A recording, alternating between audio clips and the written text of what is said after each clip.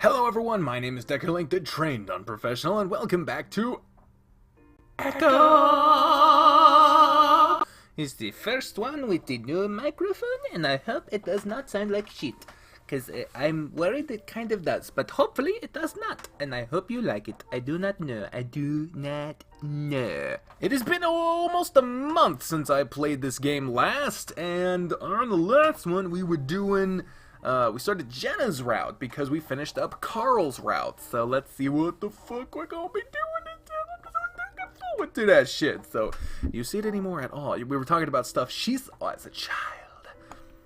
She's quiet for a while, then shakes her head. No. My phone goes off, and I jump with a little yelp. Jenna laughs, and it breaks the tension a little bit, so I laugh with her. I know you said no phones, but you already used yours, so I think I get a freebie. Hey, I had to record your reaction for posterity. Looking at the message, I see it's from Leo. Where are you? I stared at it for a second. It seems a little short. Usually Leo throws in cheesy emoticons for everything. When he's not angry, of course. Jenna notices my expression. What's up? It's just Leo. I tap out a quick response, telling him I'm hiking with TJ and Jenna, and did we forget to tell him that? Almost instantly I get a response. Yeah, you did. He's definitely got something up his ass. Too easy. Too easy.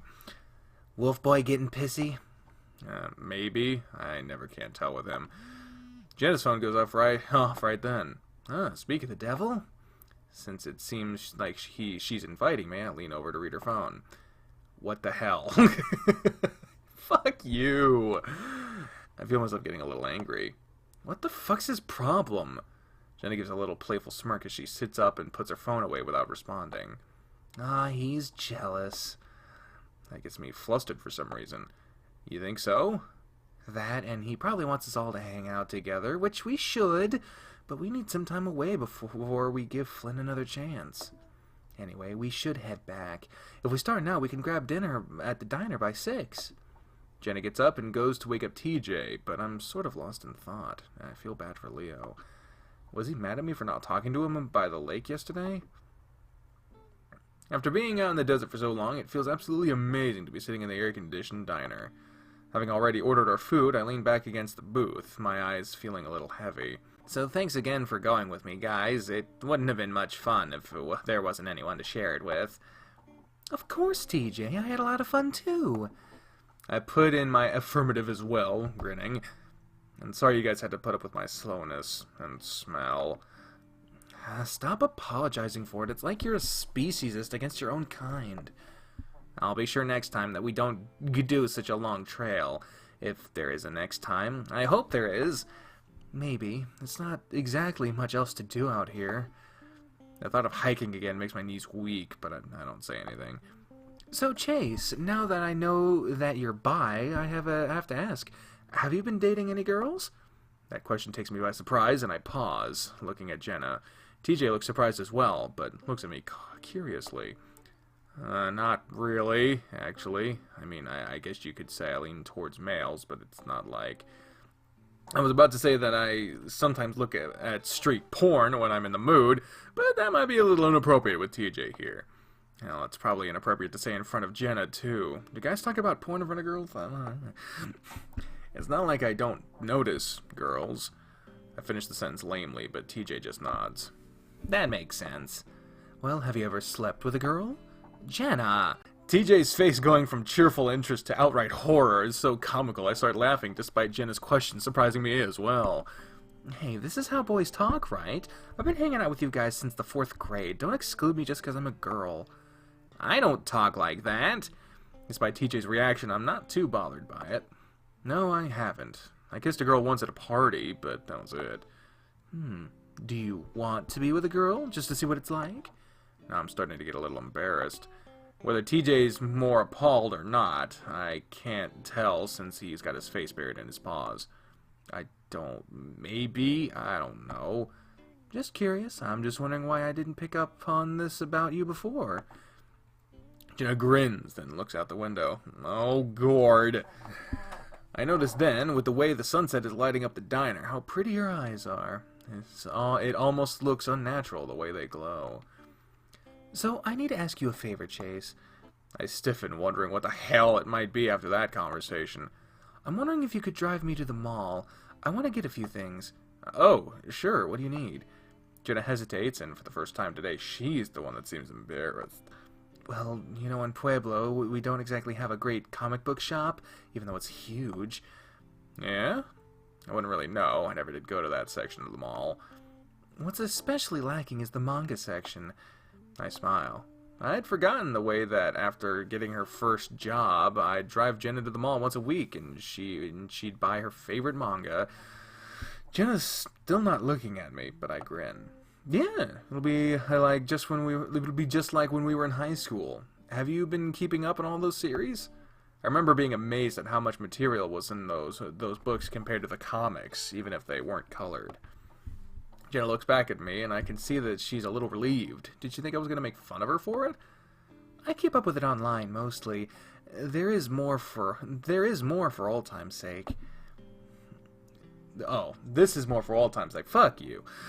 Believe it or not, that mall has some of the happiest memories I have of this place, aside from Leo's house. Of course I'd believe that. I guess there are a few special edition volumes I would want to get that they might have. I was always surprised with what they were able to bring in. Oh, that's cool. You know, I watched an anime since I last saw you. Oh, really? What was it? I can't really remember. Ichiro, it was a long title, but it was about this old wolf guy that becomes a samurai. Oh, God. That! I'm not even gonna try. She says it quickly, with what sounds to me like a perfect accent. Maybe. That sounds about right. Jenna makes a face like she swallowed a lemon. It is. It's the only old wolf samurai show I know. You gotta watch some of the older stuff. Anime these days is just, no. Well, we need to do that too. One of these nights, we're going to marathon. But the hotel Wi-Fi is good enough for it, I think.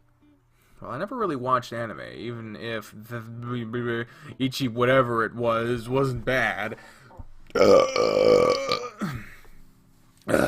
The idea of staying up late with Jenna and watching old foreign cartoons sounds like a lot of fun. Want to join us, TJ? TJ looks up from his phone. Huh? What? Do you want to watch anime with us? Sure, why not? I mean, he's staying in the same hotel room with us. It'd be kind of rude to be like, we're gonna do this now. What the fuck? Fuck you. Hey, no phones. I tease him, reaching for it, and take it from him. I thought that was only on for the hike. I glance over at the screen, expecting to see some Christian social group or something, but instead it's a text thread from Leo. Yo, Tej, where you at? Hi, Leo, we're hiking. You going somewhere after that? Yeah, the diner. Do you want to meet us there? Is Chase going to? Yeah, he's here. Are you reading my text? That's really rude. I look up at TJ, who's glaring at me from across the table. I look back down at the phone. Alright, on my way. Leo's coming? Yep, he's been messaging me all day. Jenna and I look at each other, both of our brows raised. What? Well, that's when Leo's truck pulls in front of the diner, and I hear Jenna sigh loudly. I almost said lie sourly. What the fuck is wrong with me? Leo's bulky form bounces out of the truck, doing a little jog up to the diner. The bell to the door rings as Leo walks in, all smiles. Hey, Leo. TJ. Oh, no, what the fuck was this way? TJ. Leo immediately squeezes into the booth next to me, almost sandwiching me between him and the window. Chase, what's up? He wraps a big arm around my neck and yanks me roughly into a hug, forcing a little squeak out of my throat. See, this is how it should be. We came here to hang out, not break into little groups and fight. That was Flynn's fault.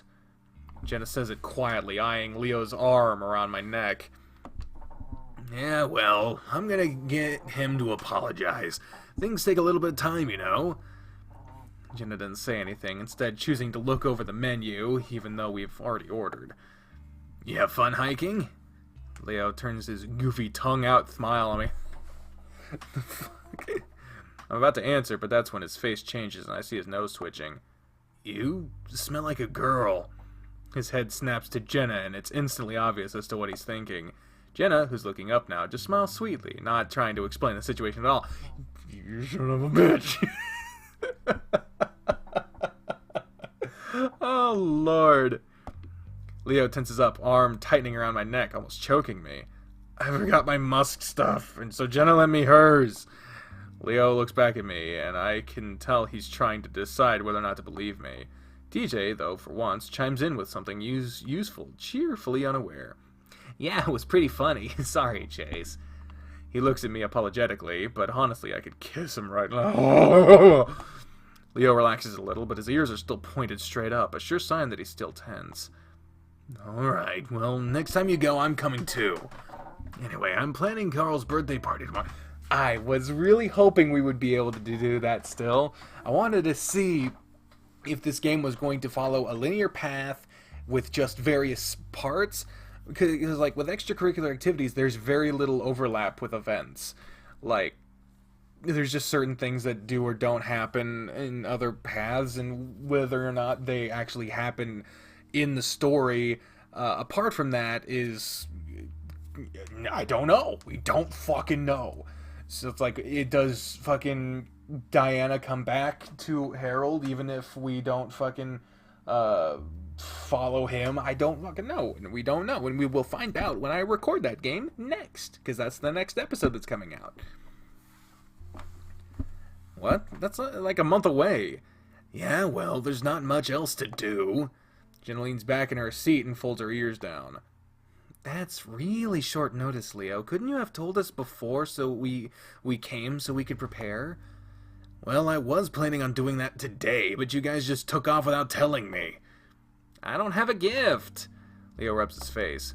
We've still got time to do that. I just wanted to tell you what's up. We chat for a little while longer, then we get our food. Leo orders a milkshake and hangs out with us the whole time. Usually I would love to have Leo around, but something about this feels forced and awkward, and Jenna's gone pretty quiet.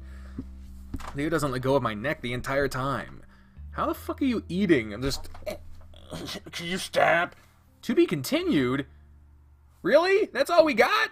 That's all we got for Jenna's route? Are you serious? Are you fracking with me?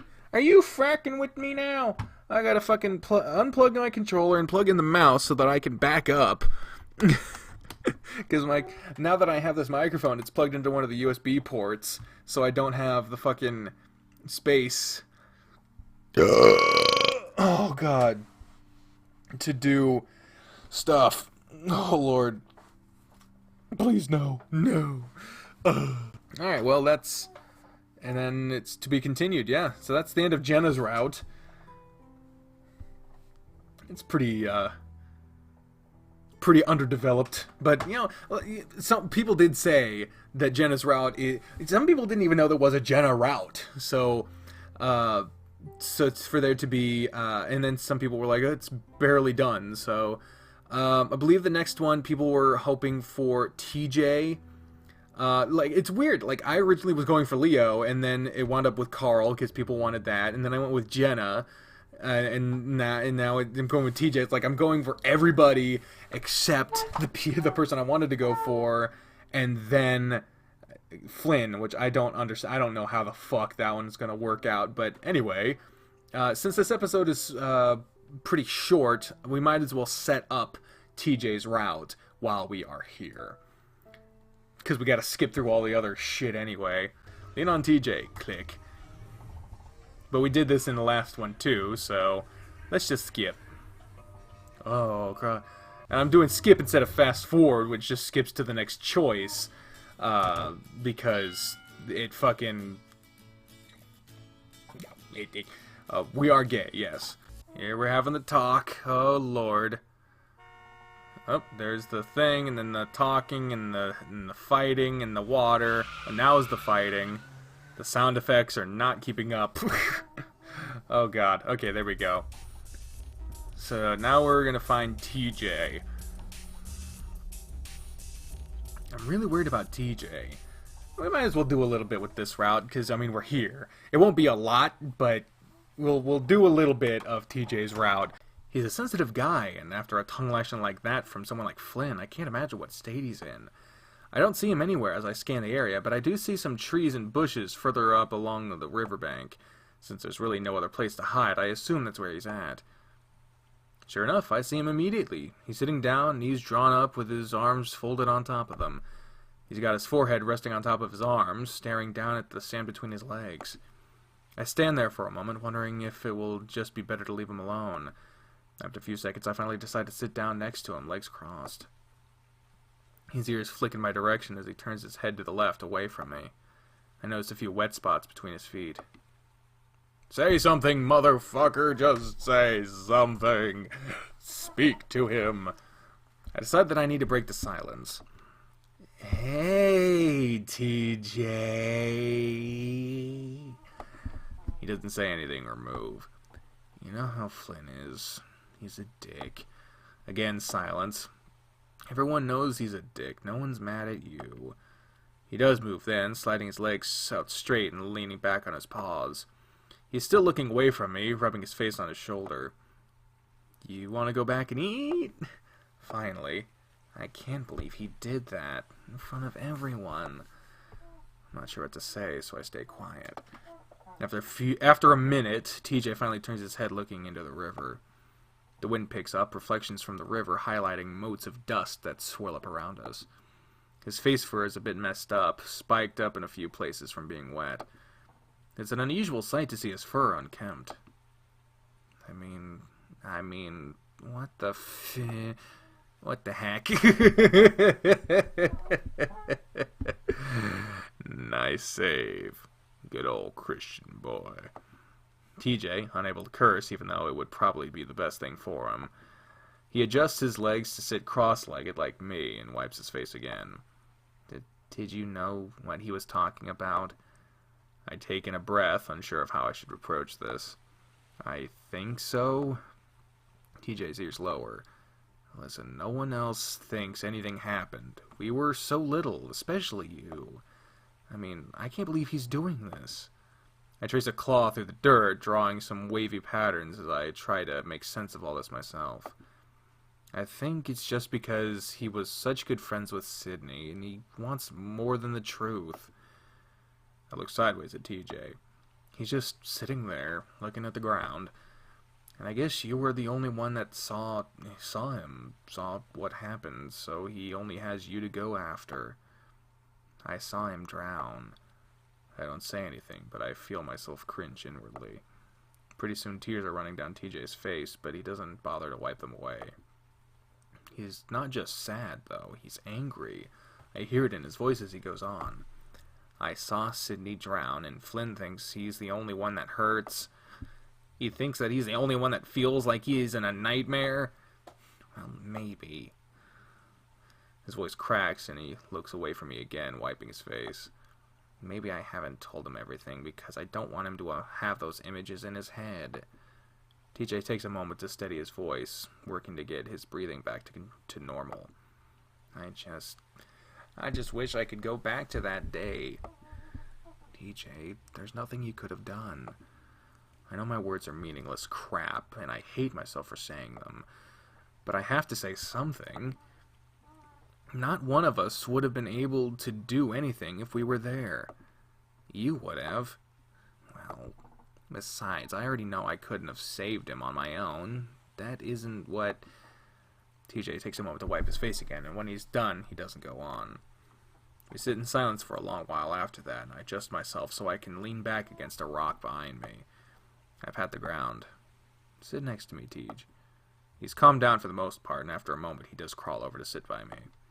I pick up a few pebbles and toss them into the river. Oh yeah, we're talking about someone drowning. Let's throw shit into the water. Fucking symbolism is a bitch. Remember when we used to call it Seesaw River? Yeah. He leaves it at that, so I drop it. What? Somehow I went back on my controller and I don't know how I did it. Oh, wait a minute. Oh, that's awesome. Now I don't have to worry about plugging in my controller and whatnot. Oh, that's fucking sweet. Oh, I learned a new trick, guys. I rest my head back and close my eyes, only then realizing how tired I am. In some way, I can see why Flynn was so suspicious, or at least why he believes there's more to the story. There clearly is. But while I do want TJ to tell me more about what happened, I can never bring myself to ask him. I honestly feel that if I ever want to help him with his past, I should probably come to terms with it myself. I crinkle my brow, toying with the idea of going back. It's something I actively avoid thinking about. We all do. But like Jenna said, maybe talking about it, thinking about it, might actually help. I dig my fingers into the pebbles on either side of me. The images come in like a quick flurry, like someone cycling through a Viewmaster too fast.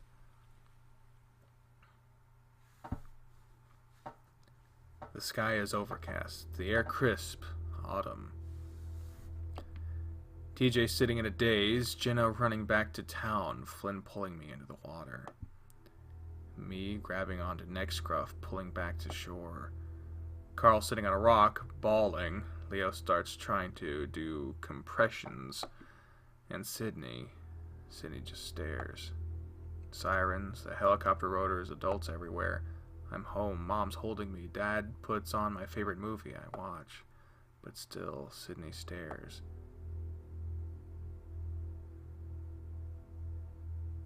I open my eyes again and the world is blurred. The light reflecting off the river makes me squint. I rub my eyes with the back of my paw and it comes away wet. My chest hurts and so does my head, throbbing and buzzing.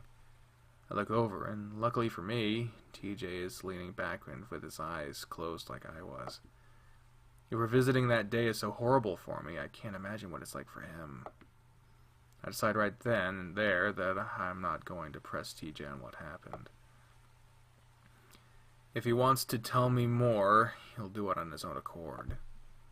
I kind of want to swim again, but at the same time I don't. That day really fucked up my view about water.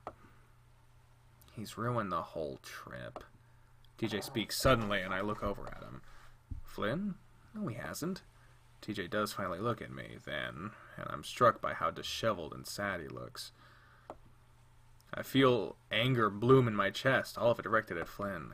What a selfish prick, thinking he had the right to ruin everyone's good time just because he felt like shit.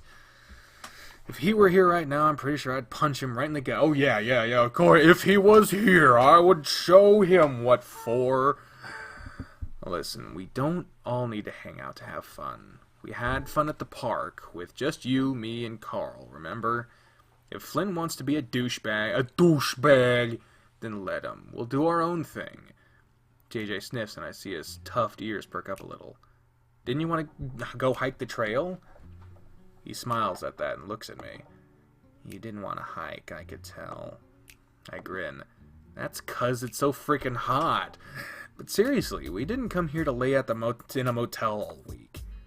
And we can bring water, just dump it on yourself every half hour. That's how I manage, along with taking plenty of breaks. TJ leans back and spreads his legs out. I can see he's starting to get excited at the prospect of hiking, and that makes me feel better. Well, if you're able to do it, I guess I shouldn't complain. I look over his fluffy form, which by itself is enough to make me sweat even more than I am already. You know, I always thought you'd go back after you graduated high school. The Great White North. I say it dramatically, nodding upwards as if that's where it is. Your parents did. TJ's family moved to Echo when he was only 6 to a small town called Wasatchua sauce. His dad got a job in Echo to survey the land or do something with the wildlife. I can't remember what it is. Oh well, I don't really remember it, but I might after I graduate. They have some nice things up there that sound really nice. Free healthcare? Oh, he's talking about Canada. That, I guess. And snow. For a moment, I wonder if snow is to a lynx as water is to water. What did I just say? I feel like I said that completely wrong. It was as water is to an otter. I don't know what I just said. A lot of snow did sound kind of exciting to me, though. Here we'd be lucky to see a single dusting of it in a year. So, you're serious about hiking with me? Of course! I'm gonna bring some of my equipment, too. I think I want to get some shots of the canyon. Okay! He waggles his furry feet back and forth, and I hide a grin at his enthusiasm. Alright, so we're going to have to get up around 6. Oh. I want to be able to make it to the canyon for lunch, where we can rest for an hour or two, then... You can tell how excited TJ is by how much he talks. Duh. Well, if anyone's good at planning things out to a ridiculously meticulous level, Christ, it's TJ. We sit there for another 20 minutes or so and just talk, mostly about school and what our plans are once we graduate. I promise TJ that we'll meet up again before I do. That's when I get a text from Jenna asking where we are. I stand up, brushing off my pants before reaching down to help TJ up. I'm not fucking saying it. You can't make me say it. I don't care what game you show up in, whelp. I'm not fucking, damn it, I said it. Motherfucker. We better go back. Guess they're all wondering where we are. When we get back, everything's packed up and in the van, along with Carl and Jenna. Leo's leaning against the van, waiting for us, his paws in his pockets like an edgelord. His paws are clearly in his armpits. He's not in his pocket. I could see it with my own eyes. I swear to God. He looks at me, then over at TJ, obviously trying to gauge his mood. Everything good? Yeah. TJ answers before I can, and whether or not he actually is okay, he sounds happy enough. Alright then. We get in the van at that point, no one saying anything as we make the short drive back to the motel. As we get out, Leo tells us that he's going to have a word with Flynn, and despite the spoiled afternoon, we still had stuff to do over the week. I'm not too convinced myself that will happen. I'm convinced that it's going to be awkward as fuck if we do. Leo leaves for work at that point, though Carl does end up coming in with us to the motel room. The rest of the day is pretty uneventful. We watch a few movies, then go to the diner for dinner. Afterwards, we just sit in the room and talk, Carl filling us in on how things have been in the town over the past 3 years. It's not long before the conversation drifts back to Flynn and his outburst. I think he's just angsty because... or antsy, I should say, because he's realizing how shitty it's been without you guys. Trust me, he's already kicking himself for it right now. Even if he is, it doesn't mean anything unless he apologizes. You know how he is, Jenna. He's sorry even if he won't say it. I don't care. He's gonna have to realize that none of us have to put up with him anymore. Hey, why don't we all get some ice cream? I've been wanting to go to Ray's ever since we got here. It's hard to tell if TJ is just trying to change the subject or actually wants ice cream. Probably both. If you want to drive half an hour to Peyton, sure. What? Why? They moved it there. It sucks. I haven't had their rocky road for a year now. Aw. Well, let's just stop by when we go to Peyton next. I assume we aren't staying in Echo for the rest of the trip. Oh, Chase, can you take us? I just smile at him from my spot on the couch. Sure, why not? Yes, I love the cookie dough. What about you, Jenna? Jenna's busy looking at her phone. Well, I've always enjoyed the butter almond. It's hard to find that flavor anywhere else. TJ looks at me and I open my mouth to answer, but for a moment I draw a blank. The memories of Ray's hazy and blurred. My head is still buzzing. Vanilla. I've been feeling pretty shitty ever since I'd had that talk with TJ by the river. I made a mental note to steal some of Jenna's aspirin before I go to bed. Well, Finn was right about one of us at least. Carl! What's wrong with that? No one doesn't like vanilla. I grin, even though Carl's comment hurts me more than it should. He's just joking, after all. But I mean, who loves it, right? Personality of a rock. And on that note, we're gonna fucking end this episode on that wonderful joke, Carl. You guys are just sad. You're just mad because I'm not playing your route. Maybe we've got an update more than once a fucking year. I'm kidding. I love this game, and I'm really excited to see wherever the route goes, including the one we're on. So thank you all very much for watching this episode of Echo. And on the next one, we will continue down TJ's route. But until then, ladies and gentlemen, I've been the trained elf professional, speaking for the voices in my head when I say until next time. Fare thee well. Bye, everyone.